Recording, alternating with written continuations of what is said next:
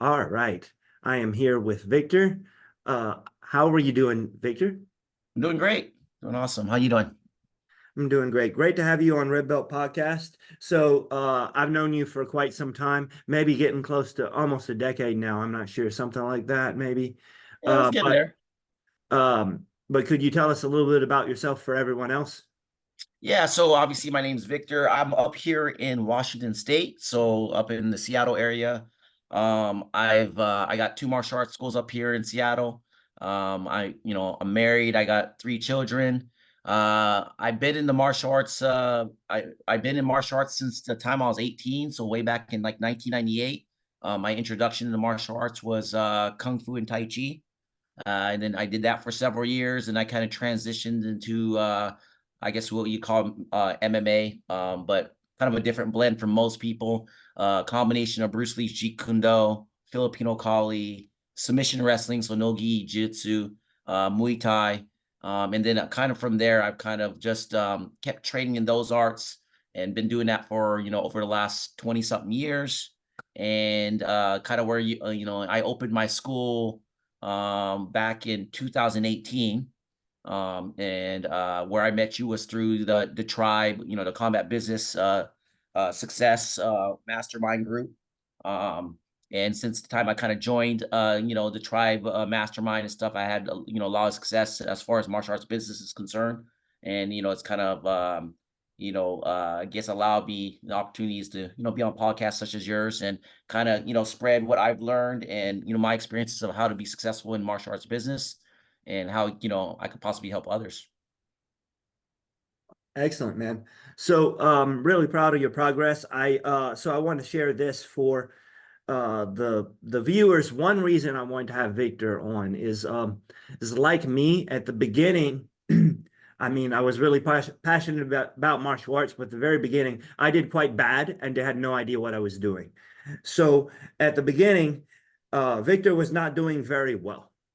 And I remember like you said, we met through a group, but even through the group, he was struggling. So I got to know him better because like I got on some extra calls with him to help him at that time. I don't know if you remember any of those, Victor. Yeah. Uh, yeah, you do. Yeah. Yeah. Yeah. Remember Definitely. that? Yeah. Yeah. He definitely needed a lot of extra help. And I think one of the subjects we're going to get into, like he was trying to go a little bit different direction to some other people too, which makes it way hard when you're trying not to model an existing system. So he had a lot of issues and a lot of ideas. And it's like, I even heard other people in those masterminds and stuff like, hey, this guy's not going to make it and whatever. And, but I went and helped him. It's like, I believed he could make it. So the whole point being, like, if you put the work in, it's not like you need to be a special type of person or circumstance.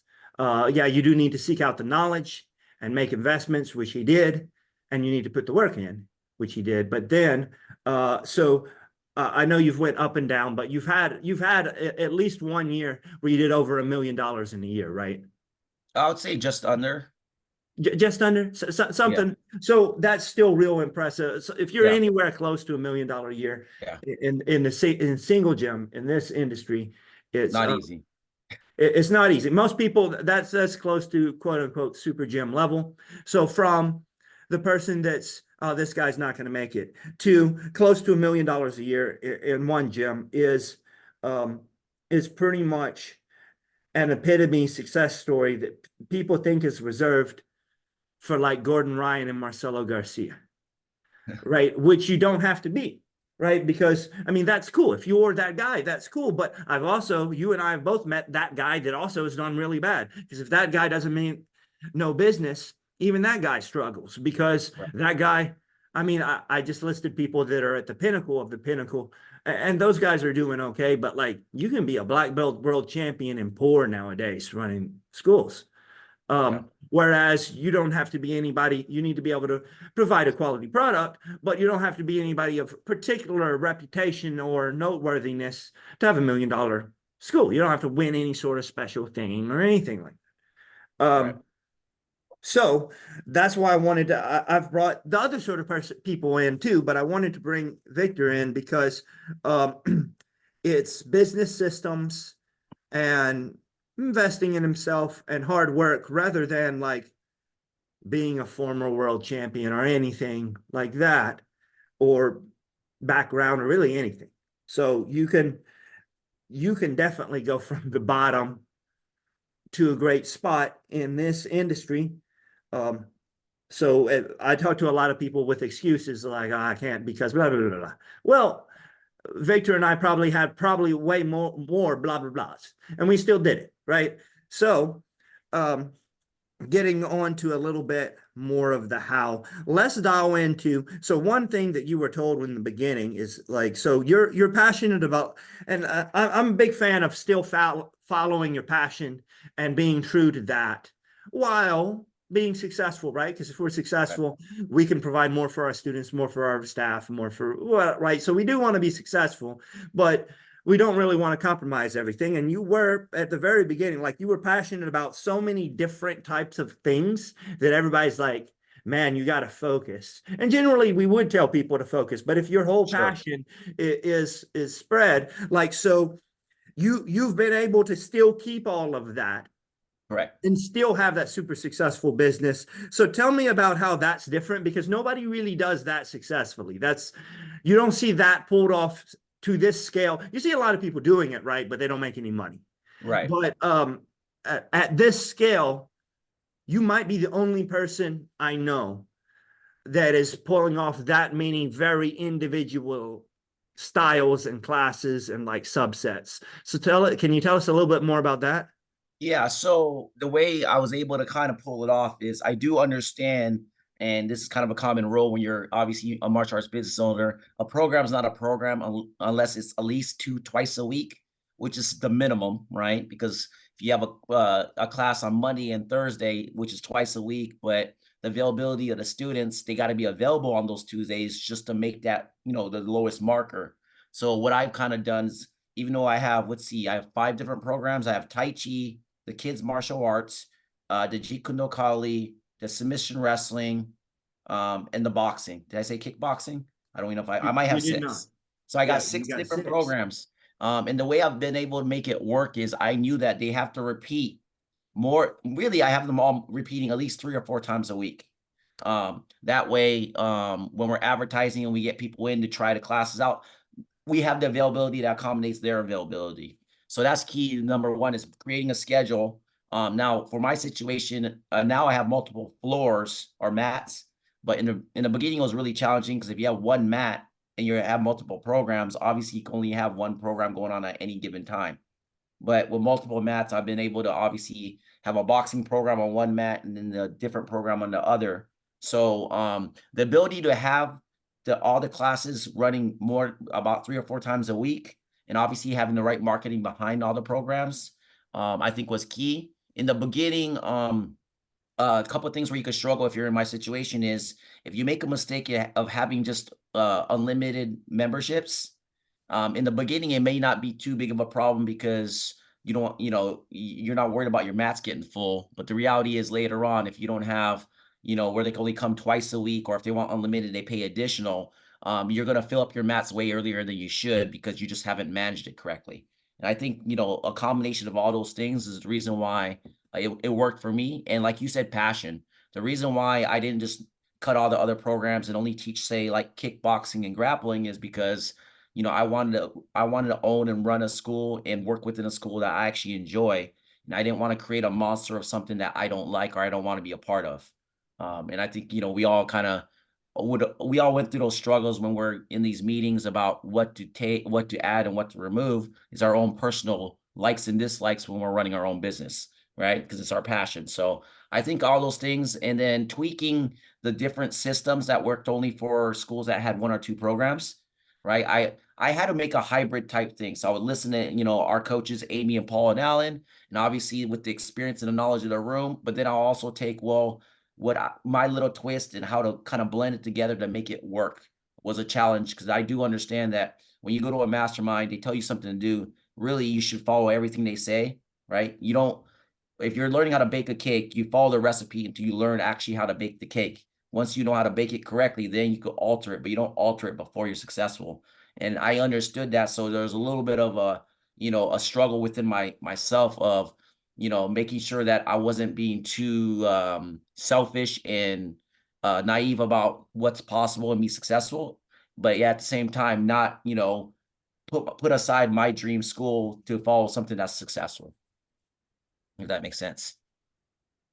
Yeah. So several questions about this model. One is how many, you mentioned you do have an unlimited or add-ons. So how many, what percentage of your population would you say is doing just one of these classes versus doing an unlimited membership or something? The unlimited membership, honestly, is pretty small now.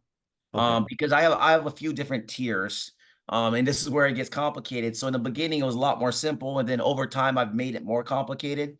So the sales training for my staff had to obviously get a lot better and better too. But for example, I'll kind of give you a rundown of how my program structure works. We do have we have where you could get one program twice a week is one, and then we also have a two programs 4 days a week, and then after that, it goes to unlimited. Right? So, I would say, unlimited is the smallest percentage, maybe, let's say 20% are unlimited, right? And then I would say, 50% are, well, yeah, 50% is probably more just like the one program. And then the other 30% are probably in a two program range. Now, that's not exact because people could actually on the one program add an additional program for only 20 bucks more, but they can only go to those 2 days a week. So if you do the middle program where you have two programs 4 days a week, it's $10 more expensive than that other one. So I do have people in programs that are kind of in between. They might have added a day or they might have added an additional program to a lower program. But for the most part, the breakdown is the majority do one program twice a week, but then we eventually a lot of times upgrade them to adding another program or adding a couple additional days to it. So are most of the programs available 4 times a week so that I can jump up to that and I could do 4 days a week in two different programs? Absolutely. Yeah, I mean, my schedule is pretty like I'll give you an example. We got kickboxing runs on kickboxing might run every Monday, Tuesday, Wednesday. Actually, but kickboxing runs 6 days a week.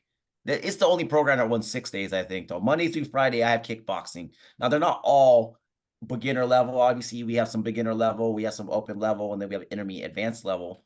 But it's running 6 times a week. That way the likelihood of people being able to jump in that class as one of their programs is very high. And as we know, for a stand-up art, having some kind of kickboxing blend is a very popular class format, right? It's going to be the stand-up. Most people think of some form of kickboxing, and then obviously some form of grappling, whether it's catch wrestling or judo or BJJ or sambo or something. So that's kind of the reason why I have that one 6 days a week, but most of them run 4 days a week, I would say. Yeah, this is a very intricate model with you having beginner and intermediate. Like there's a lot of um, different combinations here. So one reason I ask if most people do unlimited is I'm so when people add more classes all the time. And once again, if you're following your passion, cool. But what you hear a lot, like you hear like a BJJ school adding Friday wrestling, for instance. Right. So what does that do? It doesn't capture anybody that wants to do wrestling. It gets people that already do BJJ to come back again for Friday. Maybe you're charging them extra, maybe you're not, but it's like it's not really capturing an additional clientele or not. Where it Right. seems like your classes are capturing different sorts of people, different demographics of people that want different things. Is that correct? That's correct. What I would say is, so we'll talk about kind of my mission statement for my school. Obviously I'll kind of help with the avatar and who I'm actually trying to capture. So my school, we train regular people, regular everyday people, martial arts for sport, self-defense, and sport, self-defense, and fitness. Whether and people of ages anywhere from like 5 all the way up to 90. Right? So my whole thing is training regular, ordinary people, right? And for the most part, it's regular people who maybe always wanted to do martial arts but couldn't afford it. Their parents wouldn't let them, or they weren't athletic. So we're really trying to capture people that have zero to low experience, and we're going to train them from zero to low experience to however far they want to go. Obviously, I'm not training professional fighters. I've trained a lot of amateur fighters and stuff like that. But my goal is not to have it like a fight gym. Obviously, it's to help everyday regular people, and show that anybody could be really good at martial arts if they actually just apply themselves and show up and come every day. So I think because of that, the type of clientele I'm trying to capture, when they come in, they don't really actually know what martial art they're looking for. Usually when they call, they're like, "Oh, I want to do kickboxing." Well, why do you want to do kickboxing? My friend does it. Right? They don't really, right? Most people that come to do martial arts, believe it or not, like you said, they don't even know there's a 10-time world champion. It doesn't even apply to them. And that's why a lot of schools fail, is because they think if they have someone famous on the billboard, that everybody's going to come running in. And we know when you talk to someone that doesn't know much about martial arts, you could start naming off champions and they have no clue who you're talking about unless it's Conor McGregor or Ronda Rousey or something. So, so we kind of, when they come in and we do the whole questioning, we figure out their pain points. We obviously try to steer them to multiple disciplines to get them like on a pro program, because we think it's going to be the most beneficial for obviously their growth, right? As we know, like if you get really proficient on the ground, but you don't have any stand up, then your self defense might be lacking and vice versa. So that's kind of how we approach it. Obviously, if there are pain points and what the industry kind of came in for, and then we kind of see if they're kind of open and don't know anything, we kind of recommend that they take two arts that complement each other a little bit. That way they're more well-rounded, whether it's for physical fitness or self-esteem or self-defense. It's still, for your mental and your physical improvement, it's good to always do something, in a well-rounded kind of capacity. So Yeah, so that's you do recommend people do two. You'll have people start with two different arts at once. yeah, and I know that's a little bit different from maybe some of the approaches that that we've had in training and stuff. Um, it just, like I said, obviously we qualify them first. So, if they absolutely only want to do one and we know they only want to do one, I'm not going to push them, right? But if they're kind of indifferent, I'm going to kind of recommend, I'm going to explain why. And, if they take our suggestion, because that's the way I learned. So, some people say you should learn one thing and then go to the next. But honestly, every school I went to, it was more by luck. It wasn't like I was seeking schools that had multiple disciplines. But when I first went to learn Kung Fu, the school had two styles of Kung Fu and Tai Chi. It was all from one instructor, right? So it wasn't like I was getting mixed messages or anything, but he technically had three different systems he was teaching. And then when I went to learn grappling, the instructor said, you can't learn the grappling without the Jeet Kune Do Kali and kickboxing. So then I went to another instructor that had four disciplines. So I've always learned that way. So I understood the benefits, and I realized how it benefited me as far as like the different ways that they, each art teaches you balance and footwork and, just the different attributes you need to be good at martial arts. Each art does it a little bit differently. Some arts have better ways of doing other things, and I just kind of combined it all. So, that's the way I look at the approach. That's kind of my way I see martial arts. I kind of look at it in elementary, third grade, you take 6 subjects, right? English, math, social studies, whatever. You don't take one subject a year, right? Otherwise, we'd be in elementary school for the rest of our lives, right? We're taking 5, 6 different hours every single day, and we don't get confused, right? We understand a class, and you're reading book in another class, you're not getting the stories mixed up, and it's more time efficient. Oh, so that's kind of the way I approach it and I see it. I don't think it's a hindrance. I actually think it helps people. Oh, you still got to approach it correctly, of course. Yeah, it's definitely a more complicated than the traditional model. So One yeah. So I thing, mean, that's kind of yeah. yeah. One thing that I will say is It that you were definitely is. 100% right. I think we're breaking up a little bit. You there? Can you hear me? Hmm. Okay, I hear you though. Yep. Uh-oh. Are we not? Yeah, Can you hear me? kinda. Your bandwidth is low, and I think there's a delay. That's why What we is talked going on? over each other a little bit.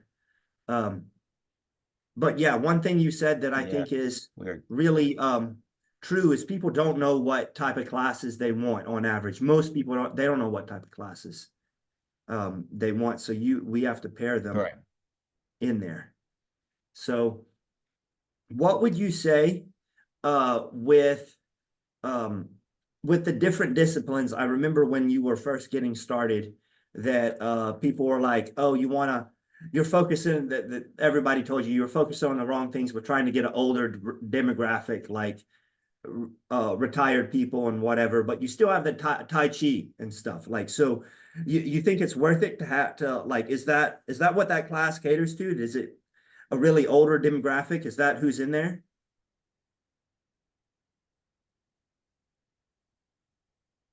Yes, yeah, so it kind of happened that way organically. Obviously Tai Chi is known for older people. So I definitely the mean age is probably like in the 60s, maybe 70s for my Tai Chi, but it is additional. My Tai Chi program is actually pretty big. So even though I have this very unique model that is, when you look at it from a business perspective on paper, you're like, that's a terrible idea. Like, you're catering to old people, and then you got your kids program, then you got the mid-20s. But, we kind of have this thing where we got people of all ages, all walks of life, doing different arts, but also kind of have a common goal for the most part, right? It's one of those three major goals of, fitness, self-defense, or sport, like competition. So I think it works, and they all coexist really well, and we actually have a very good family-like atmosphere. We have a lot of barbecues and, school events, and believe it or not, the Tai Chi people show up for all the barbecues that the 20-year-olds do. So, it works really well. I just think all those things, and I never brought in some program that I just wanted to have in for money. I think that's why it works, and they're all homegrown. I think so. I definitely put all the effort to each one of those programs and the demographics that are within those programs, that it just seems to work really well. Okay, so how many people are in that program you have You hear me? that's the older demographic? Yeah, you're breaking up a little bit, but how many people do you have that are in the older demographic? Um, and like, how do you advertise for that?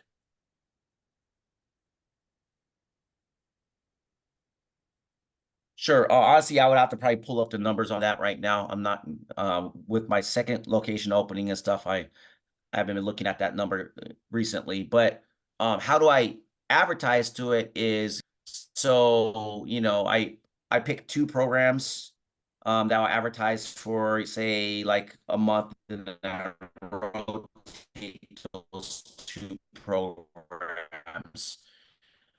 So make me this month right now, I think we're doing JKD Collie and kids, right? And then next month we'll do another two. Sometimes we'll add a third program. But obviously I don't want to spread my ad money too far. And then another thing that I do is we make sure two programs we have social media posts for two programs 6 days a week, and it's set on a calendar. So Mondays, my appointment setters are required to do a video post on in JKD Collie, Wednesdays, and so on and so on. So every day they're posting two videos on Instagram with little quotes and stuff, and also sharing it to Facebook and TikTok. On top of that, my wife, seminars and class videos she's taken, we make a lot of clips that she post dates throughout the month, and that's all additional to those social media posts. So we have a lot of social media content, and in my area, fortunately, most of my competition don't understand that you need to spend money. So they don't do paid advertising, whereas obviously I do a lot of paid advertising, and I have a lot of obviously organic content stuff. So I think a mixture of all those things, and the way we're able to, we do the whole, you give us 5-star reviews, we give you a couple movie tickets. So we have like over 160 something reviews on my first location, which is pretty good. Most of my competition, I think the closest one maybe has 30 or 40. Most of them have like 12. You know how it goes. So, I think a lot of all these, and of course, Tribe also helps me with my ads as well. So I think all these things together are really how I'm able to get all the programs noticed and obviously get, enough trials in there to actually get students too. Okay. For network connectivity purposes, if you kill your video and leave your audio on, I think that might be better for right now since you're a little glitchy. Sure. Um, Yeah. but so when you advertise, I know you said you're tapering programs, you're switching that up, and I can see how that helps with what I know about ads, right? Is that it keeps them from going stale anyway. So you're freshening up, advertising different programs.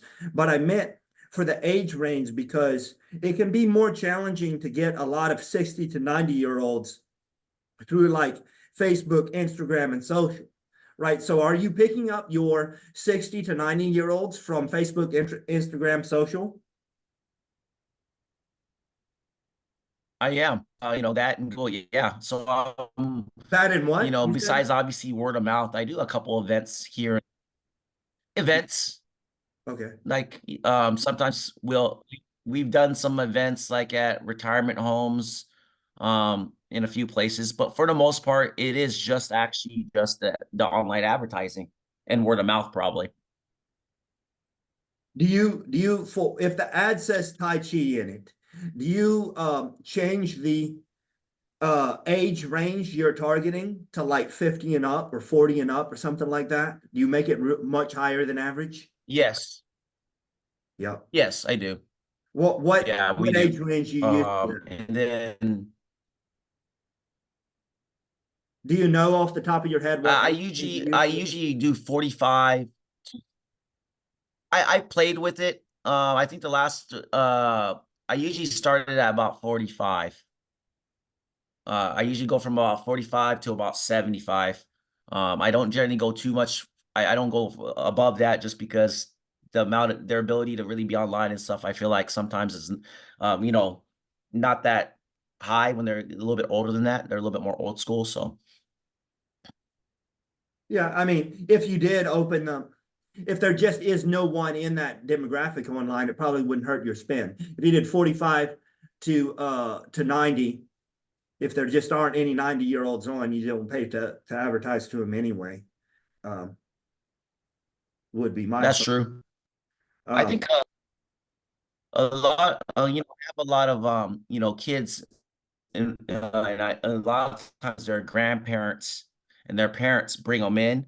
I think that's a lot of the ways we get some of our Tai Chi students is through the grandparents and stuff. They drop their son or daughter or their grandson or daughter off, and then see we have Tai Chi, so we're like, hey, try it out. That's kind of how we get a lot of them too. Is just through the families.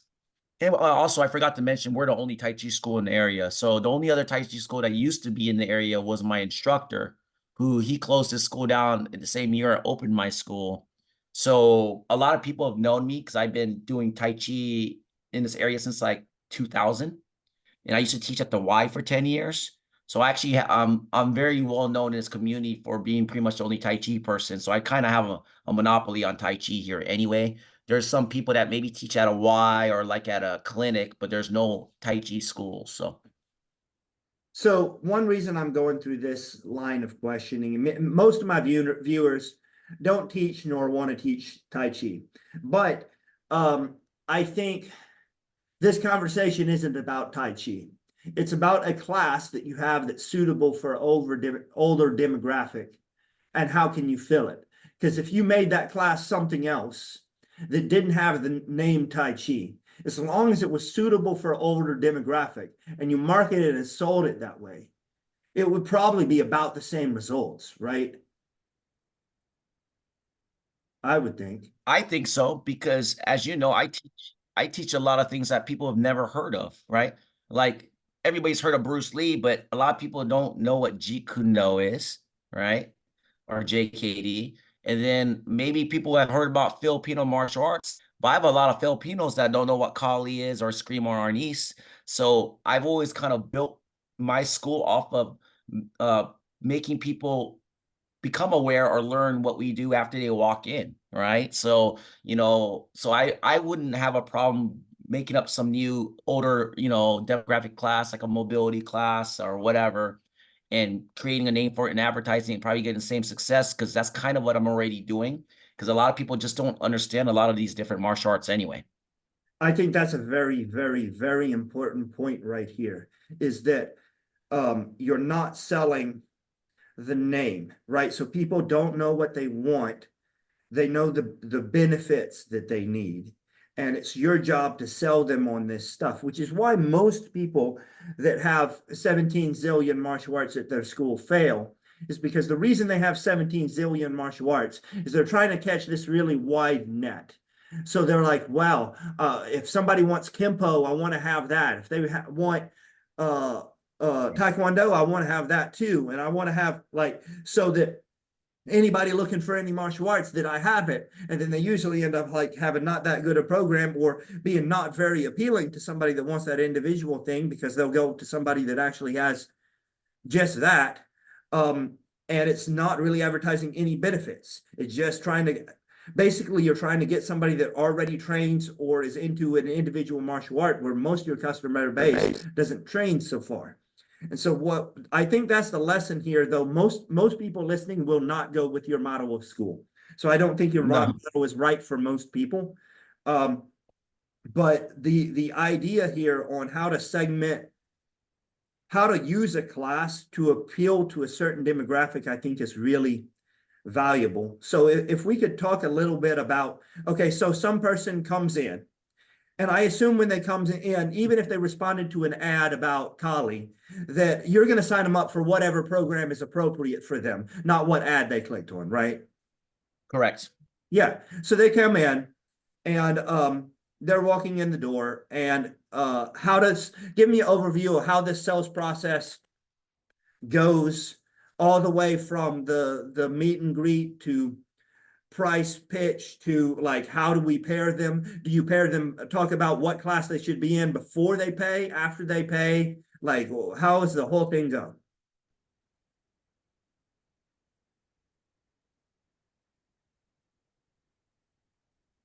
Most common way that we get leads is, they opt in through like a website, social media link or whatnot. And usually what happens is we end up on the phone with them, right? They opt in, our appointment setter calls them, and we make sure from the jump that obviously whatever page they opted in from may not even be the program they're interested in. So first thing, obviously, once we know we're talking to the right person, we ask them, we saw that you opted in for our kickboxing program. Is that correct? And then we would start to go down the line. Is this for you or somebody else? And then, have you ever done martial arts before, kickboxing? And usually the answer is we did maybe a week or so when we were 12, or I've never done martial arts, but I always wanted to. And then the most important part, which I think is where you're really going to, is pain points. Well, why do you want to do martial arts? Right. And usually people will give you the most common generic answers. I want to lose weight. And then the problem with most schools and is, or most sales associates that work at schools, is they don't actually understand that that's very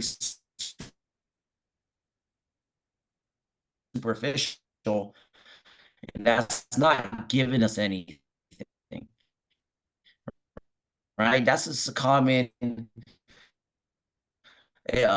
reason that people give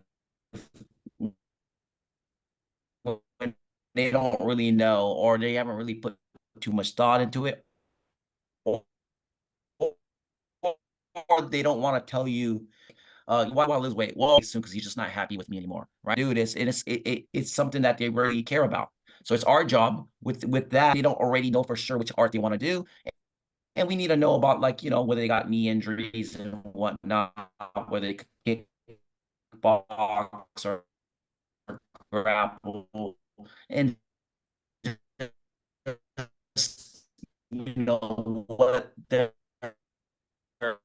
personal likes are too. They don't want to touch people. Obviously, we're not going to put them in the grappling, right? Doesn't make any sense per se. Finding a solution, and when they give us a pain point, that's we got to dig. Like if someone still want to do self-defense just because, then offense. And sometimes I'm like, oh yeah, I was in a situation. I was at the bar with my girlfriend, and I accidentally bumped into this guy, and I apologized, but he was really mean, and I wanted to do more, but I was scared, and I don't want to. I was afraid that I was going to get in a physical altercation in front of my girlfriend and get beat up. right? That's a pain point. He doesn't want to feel that again.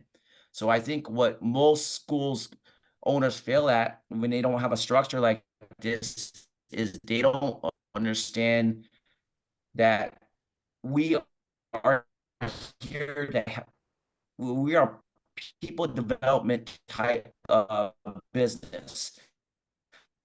We're here to build people up, right? Not just physically with self-defense, but obviously their self-esteem, their confidence, their ability to, lead a team or whatnot, just all the attributes you need. We really focus on that, especially with the kid parents are really looking for.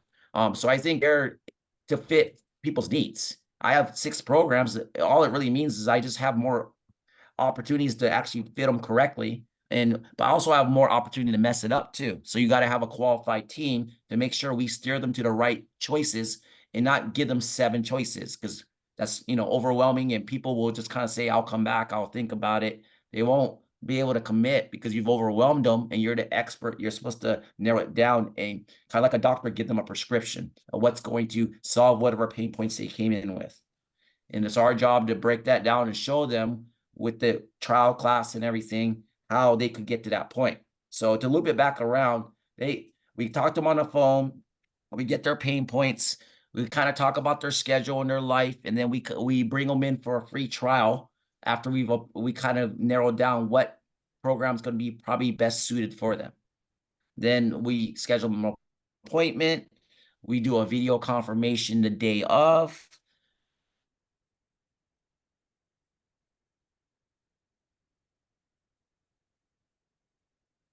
And the front desk is on the left. I'll be there. My name is Ryan. We'll have you fill out the waiver. We'll get you your free school shirt, your free water. And, don't worry about any gear for the class. I'll introduce you to your instructor. You'll go through the class. Your instructor will pair you up with someone that's knowledgeable and experienced. And we have them pair them up with somebody that would be necessary, right? We want people that we feel like would be a good fit, but also someone that's experienced, that won't hurt them, that won't, you know, give them a bad experience, class experience. And then we'll sit down and talk, see how the class will talk about the first day specials, and we'll make you a student. Does that sound fair? And they usually say yes, right? And you know how this talk track goes. There's obviously a little bit more to it, but it's really about this experience and letting them know before they show up what the experience is exactly going to be like, because people are very afraid of coming in and trying something new, especially something like martial arts where they don't have a clue and they've heard it called cage fighting, and they think they're going to go in on their first day and maybe get beat up. Or if they're older, they want to do Tai Chi, but, they've had knee surgery, back issues, and they're afraid that, they're going to be told to do things they just can't do. So it's just about making people feel really, really comfortable enough to come in and let them know we're here to solve your problems, and a regular gym, or during the process of, when we're asking them why they want to lose weight and they tell us or whatnot, we also ask them, what are they doing right now? We know whatever they're doing right now is failing, but also gives us more ammunition, more ways to close the sale at the end when they say, well, I gotta think about it. Well, you did say you've been thinking about this for a while, and you've been going to the local gym and it hasn't worked for you, and you want to get this taken care of within the next few months, right? We want to use the information they gave us for them. So that's kind of us.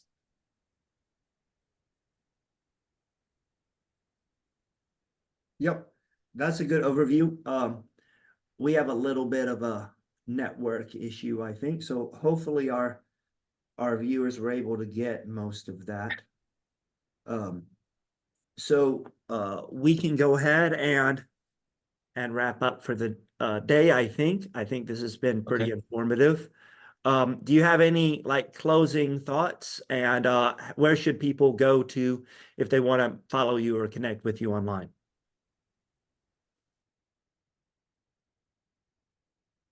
Yeah, my closing thought, since we didn't really cover this, is if you don't own a school right now, you want to understand and you're looking for who you want your business coaches to be.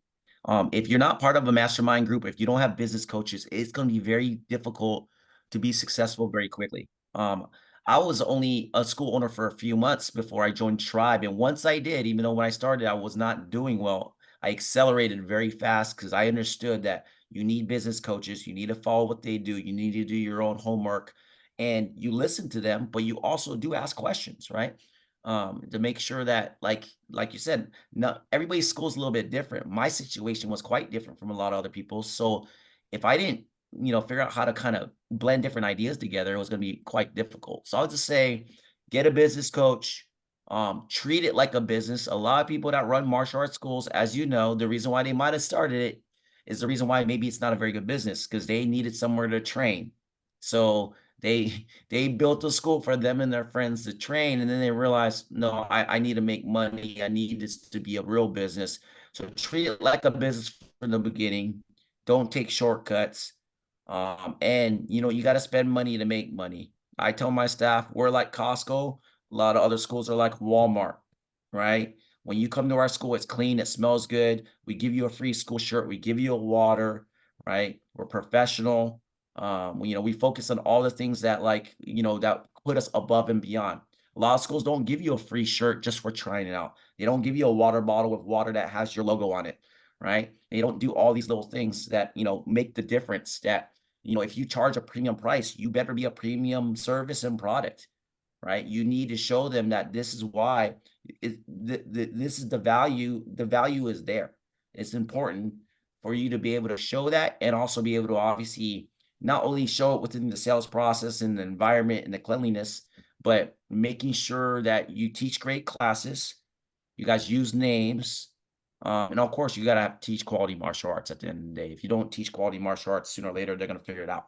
So, I think that's what I would leave people with, and if anybody has any questions about how to run a school that has multiple programs, and when I say multiple, I'm extreme, but a lot of people have 3, maybe 3 or 4 programs, right? They might have, uh, jiu-jitsu, kickboxing, boxing, kids program, or something like that, right? So that's not outrageous for some people to have.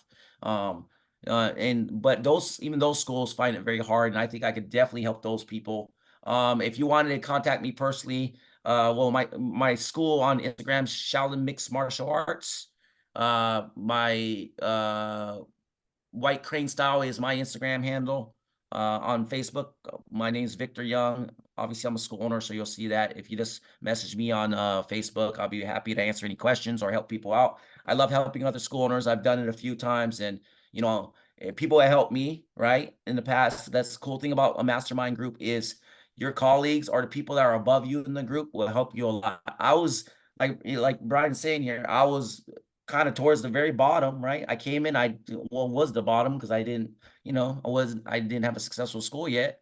And I've been in tribal long enough to where I'm one of the more successful schools towards the top. But it was a lot of hard work and I just sat there and listened to everybody and I still do. I still go to events. I still do the Zoom calls because you can't get to a point where you think you're better than everybody because everything always changes. And yeah, I think that's kind of my 2 cents. Hopefully that was okay. Yeah, that was awesome. Thanks so much for hopping on. If you're ever needing a new martial arts software or new CRM, check out Red Belt. Hit me up if you're ever interested in that. Sure. And we will we'll wrap this one up. See you guys next time. All right. And I don't know what was going on with my audio. So if you need to redo this for some reason, I understand. I don't know. My internet's usually good, but I don't know what's going on. Sorry about that. Yeah, it's okay. Hopefully it's okay for the viewers. We'll check it out. Thanks so much. Okay. All right. Talk to you later. Mhm.